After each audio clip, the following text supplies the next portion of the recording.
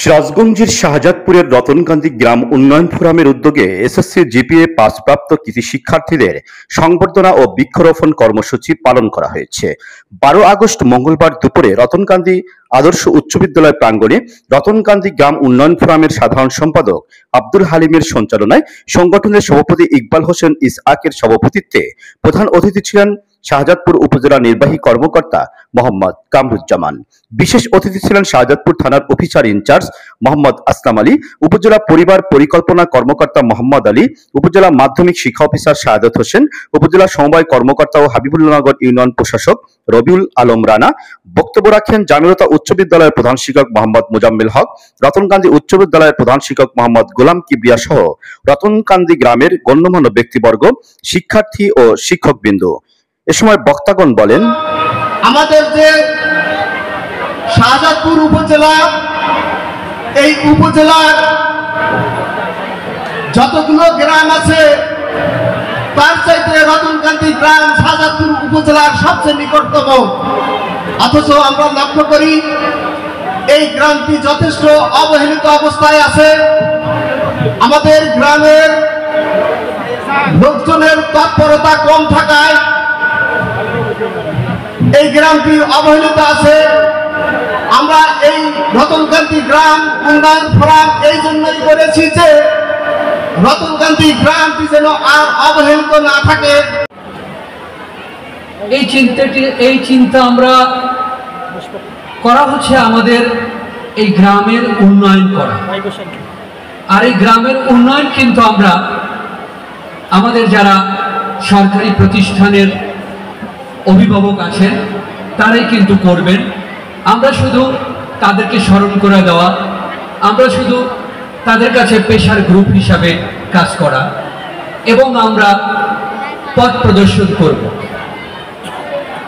এজন্য আজকে উপজেলা থানা নির্বাহী অফিসার আমাদের মাঝে এসেছেন এবং আন্তরিকভাবে স্যারকে আমরা ধন্যবাদ জ্ঞাপন। আপনাদেরই যথার্থতা।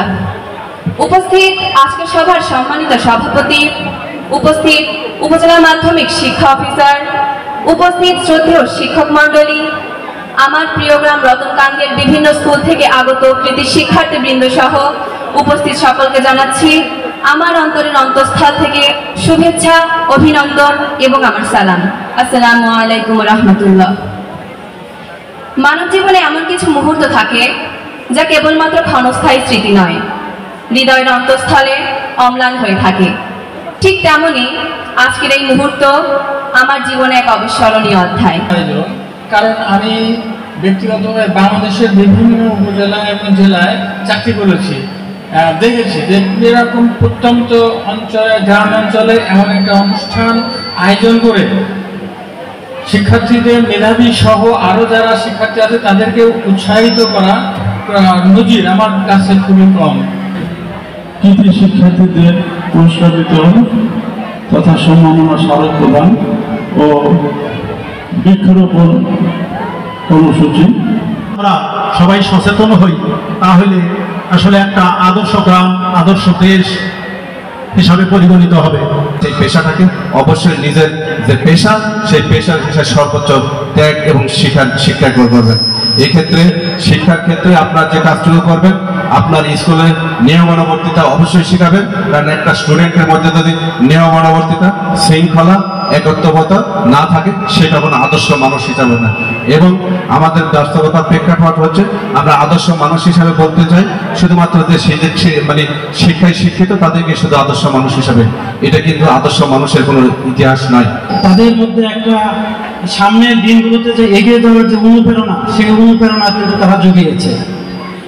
তারা শিক্ষার পাশাপাশি আরেকটা যেটা গুরুত্ব দিয়েছে যে এখানে তাদের যে অভিভাবকের যে তারা এখানে মিলন সমাবেশ ঘটিয়েছে। অর্থাৎ আমরা যখন একজন শিক্ষার্থী প্রকৃত শিক্ষা বা তখনই লাভ করতে পারে যখন তার শিক্ষক এবং তার অভিভাবকগুলো যদি তার পাশে থাকে।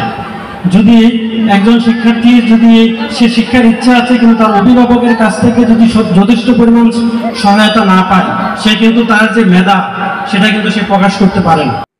এর আগে বিভিন্ন প্রতিষ্ঠান থেকে জিপিএ পাসপ্রাপ্ত রতনকান্দি গ্রামের কৃষি শিক্ষার্থীদের হাতে সম্মাননা কেস তুলে দেওয়ার পাশাপাশি স্কুল ও হাসপাতালের বিভিন্ন স্থানে বৃক্ষরোপণ করেন অতিথিবৃন্দ।